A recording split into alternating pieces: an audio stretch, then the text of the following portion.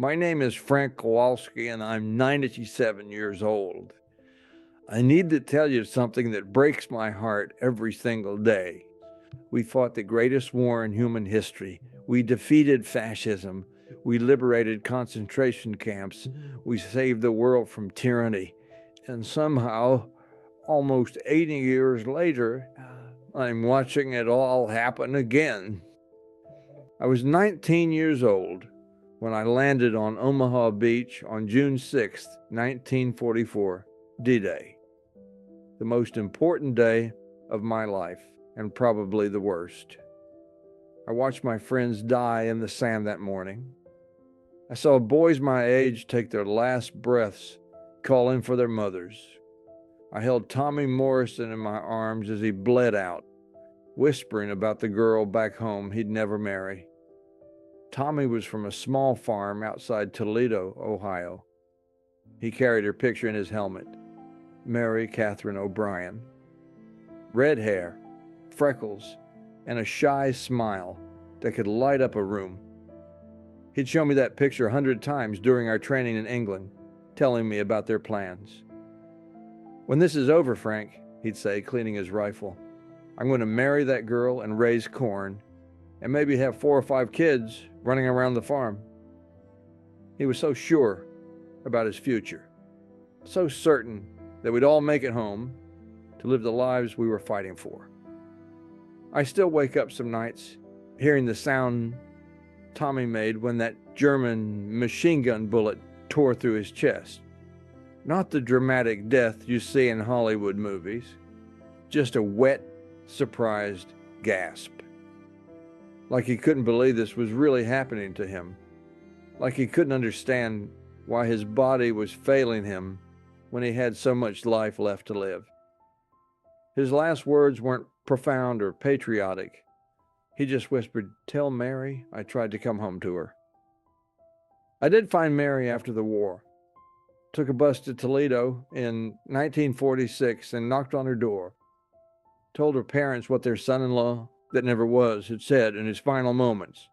Mary cried for 20 minutes while I stood in their kitchen, hat in my hands, feeling like an intruder in their grief. But I had to do it. Tommy had asked me to. And you don't break promises to the dead. We thought we were fighting for something permanent. We thought we were ending hatred forever. We thought our sacrifice meant that future generations would never have to face what we faced. We were wrong. And that's the most devastating realization of my very long life. Let me take you back. I was 18 when Pearl Harbor happened. December 7th, 1941. I was working at my father's hardware store in small town Ohio when someone ran in screaming that the Japanese had attacked us. We gathered around the radio, listening to the reports, and I knew right then that everything was about to change. I enlisted the next day, not because I was brave or heroic, because I was angry, because someone had attacked my country, and that wasn't acceptable. My mother cried when I told her. My father shook my hand and said he was proud. Neither of them knew if they'd ever see me again. Basic training was brutal. They turned farm boys and shop clerks into soldiers in 12 weeks. But it wasn't the physical training that changed us. It was understanding what we were fighting against. The instructors told us about Hitler, about the concentration camps, about the systematic murder of millions of innocent people, about a regime that believed some human beings were worth less than others based on their race, religion, or politics. We were fighting evil, real, actual evil, not political differences or economic disputes. Evil. And we knew it. I shipped out to England in early 1944. Spent months training for the invasion we all knew was coming, living in barracks with boys from every state in America. Black kids from Alabama who weren't even allowed to fight alongside us because of segregation. Jewish kids from New York whose relatives were being murdered in Europe. Farm boys from Iowa who'd never seen an ocean. We were all scared. Anyone who says they weren't scared is lying. But we were more scared of what would happen if we failed than what would happen if we tried. June 6, 1944. 5:30 in the morning. I was in a landing craft with 30 other soldiers heading toward a beach in Nazi-occupied France. The water was rough. Half the boys were seasick. The sound of artillery was deafening. And as we got closer to shore, the machine gun fire started. I want you to understand what courage really looks like. It's not the absence of fear. It's doing what needs to be done despite being absolutely terrified. When that landing craft door dropped, we had two choices: run toward the machine guns or die in the water. So we ran. I made it off the beach. Tommy Morrison didn't. Neither did Jake Sullivan from Boston or Michael Chen from San Francisco. Good boys, 19 and 20 years old. They died because someone had to stop Hitler. They died because freedom isn't free. They died so that future generations would never have to face what we were facing. For 11 months, I fought across Europe, saw the liberation of Paris, saw the horror of Dachau concentration camp, saw what happens when good people do nothing while evil takes power. The things I witnessed there, the systematic dehumanization, the industrial scale murder, I thought we had ended that forever. I thought humanity had learned that lesson. When we liberated Dachau on April 29, 1945, I thought I'd already seen the worst of war. I was wrong. Nothing. Not the beaches of Normandy, not the hedgerows of France, not the frozen hell of the Battle of the Bulge. Nothing prepared me for what we found behind those gates. The smell hit us first, even before we could see the camp clearly.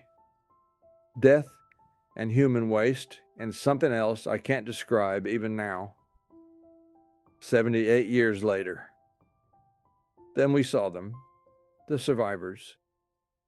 Walking skeletons covered in loose gray skin, staring at us with eyes too big for their faces.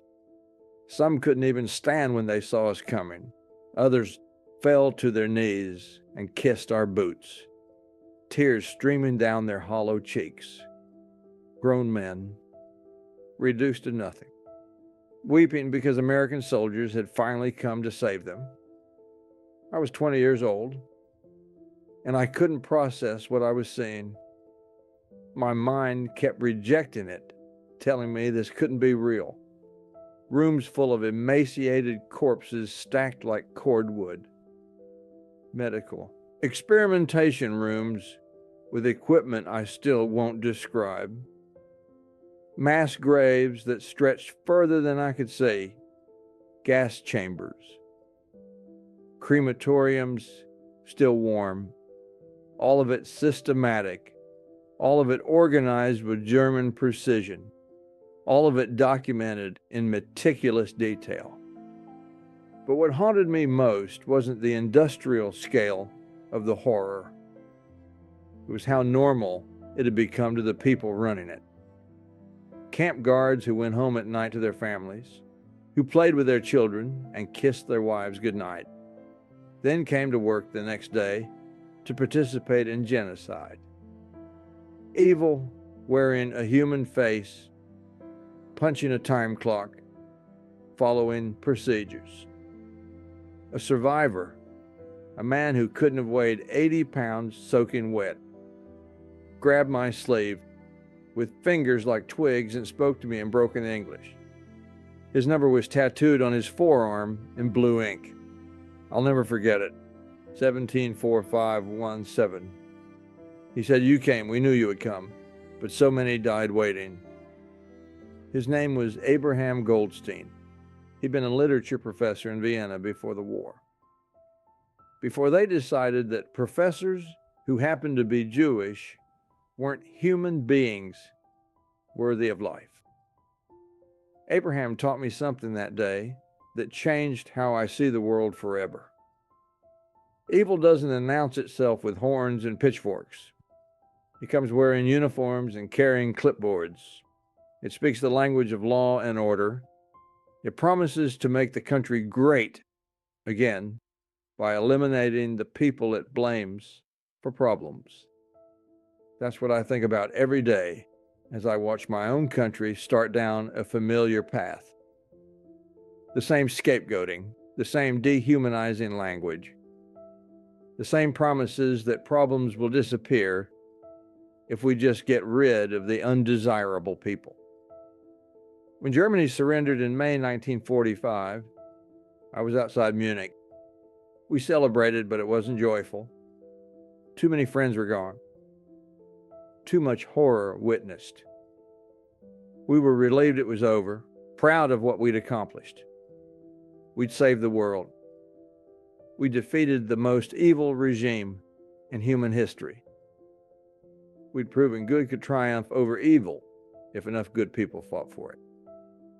I came home in September 1945, married Betty in 1946, used the GI Bill for college, became a teacher, raised 3 children, spent 40 years educating young people about history, democracy, and standing up to hatred. I thought I was creating a world where what we'd fought against could never rise again. Betty understood the nightmares, the nights I'd wake screaming. She'd hold me until the shaking stopped.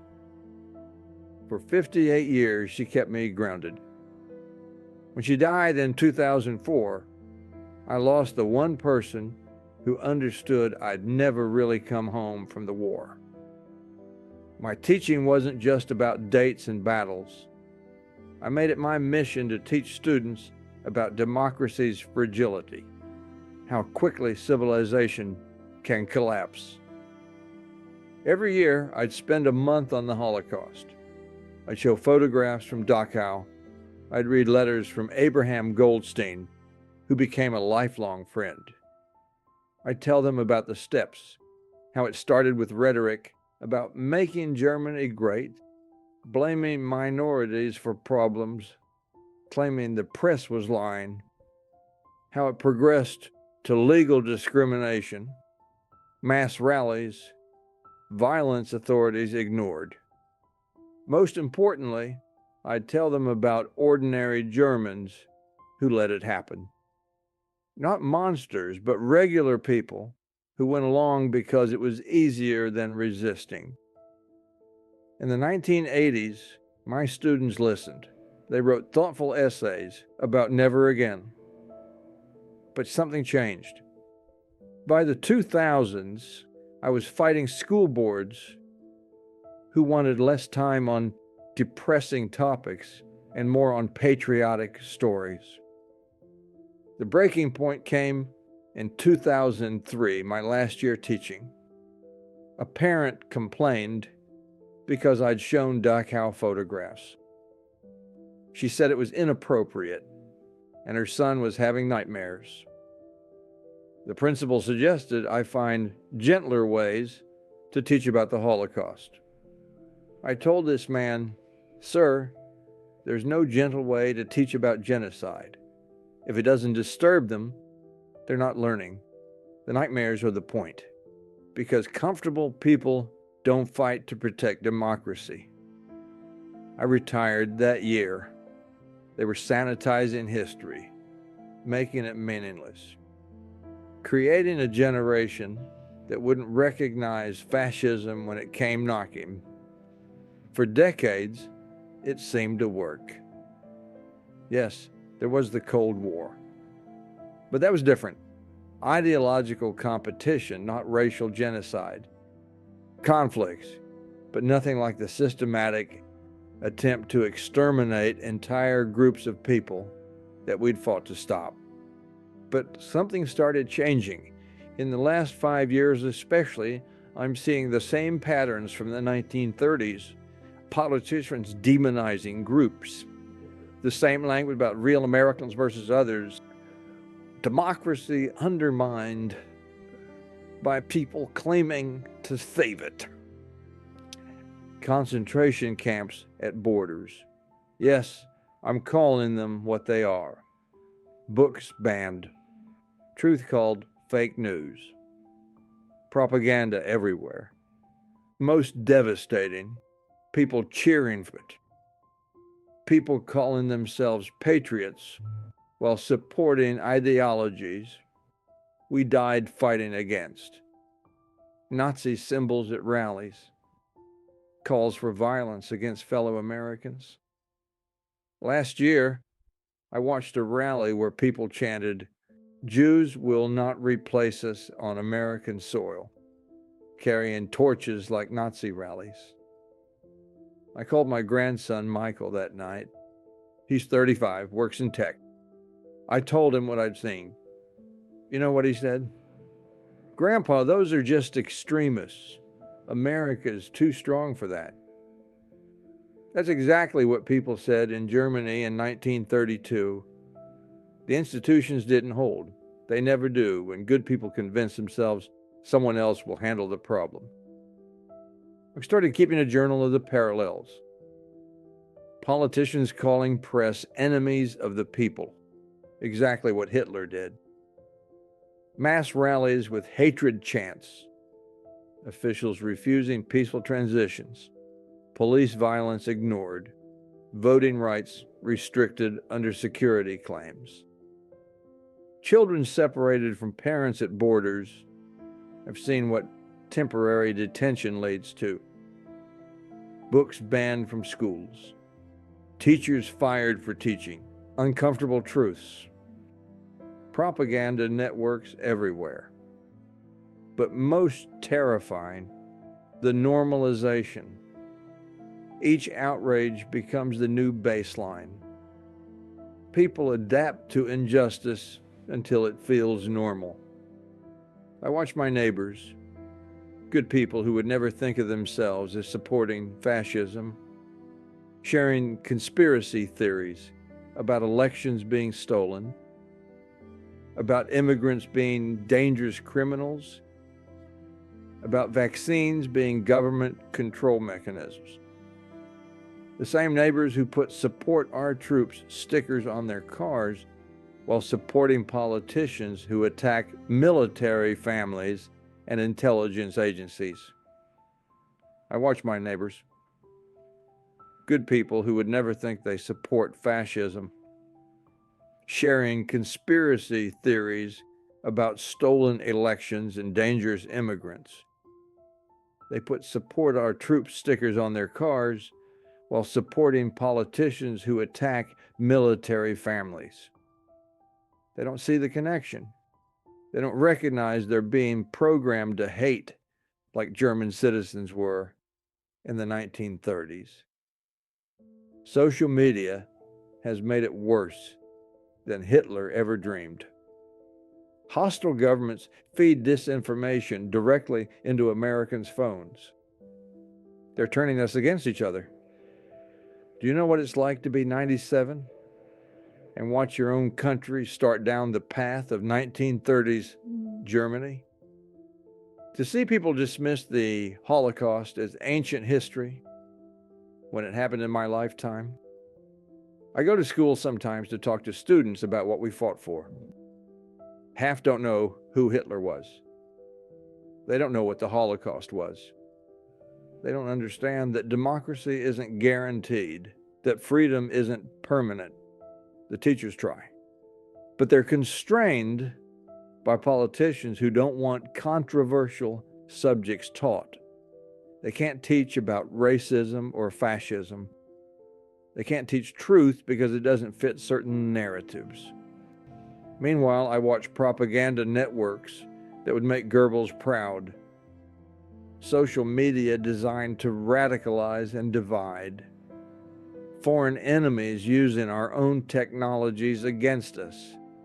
And most importantly, many of the people falling for it genuinely think they're being patriotic. They genuinely believe they're protecting America. They don't realize they're being manipulated by the same forces we fought 80 years ago. I think about Tommy Morrison dying in my arms on Normandy. What would I tell him now? Tommy, we won the war, but lost the peace. We defeated the Nazis, but not the ideas that created them. Now those ideas are back, wearing different uniforms, but the same hatred, the same scapegoating. We made a mistake after the war. We thought defeating fascism militarily was enough. We didn't understand that fascism is a human tendency. The tendency to blame others, the tendency to believe your group is superior, the tendency to give up freedom for simple solutions. Those tendencies don't die. They wait for people to forget. They wait for economic hardship that makes people afraid. They wait for demagogues who exploit that fear. I'm 97 years old. I probably don't have much time left. But I need you to understand something. The freedom you enjoy, the democracy you live in, they're not guaranteed. They can disappear faster than you think. In Germany, it took less than 10 years to go from democracy to genocide. 10 years. And the warning signs are here again. People are sleepwalking through it, just like Germans did in the 1930s. You want to honor veterans. You want to support the troops. You want to be patriotic. Then learn from what we fought for. Learn from what we died for. Stand up to hatred when you see it. Defend the rights of people you disagree with, because your rights depend on theirs. Vote in every election, because democracy only works when people participate. Learn history, because those who don't are doomed to repeat it. And think for yourself. Don't let anyone, politician, preacher, pundit, or propaganda network, do your thinking for you. Question everything. Verify information. Demand evidence. Because the moment you stop thinking for yourself is the moment you become a tool for someone else's agenda. I've seen what happens when good people do nothing. I've seen what happens when people choose comfort over conscience. I've seen what happens when a nation abandons its values. I've also seen what happens when ordinary people say no more. When regular folks decide some things are worth fighting for.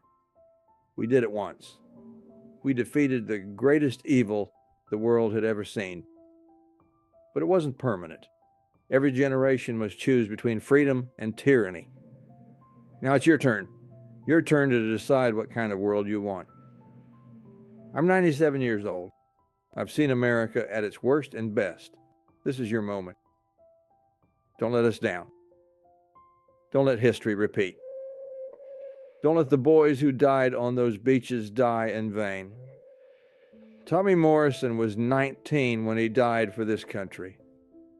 He believed in a future where freedom would endure. Make his sacrifice matter. Learn from history. Defend democracy. Stand up to hatred. Because if you don't, we'll have lost everything. And I'll spend whatever time I have left knowing we saved the world from fascism once, but couldn't save it from ourselves. Don't make me live with that knowledge. Don't make their sacrifice meaningless. Fight for what they died for. Fight like democracy depends on it. Because it does. I'm 97 years old and I'm still fighting. Will you fight with me? Will you honor their memory? by protecting what they bought with their blood. The clock is ticking. History is watching. The future is waiting. What's it going to be?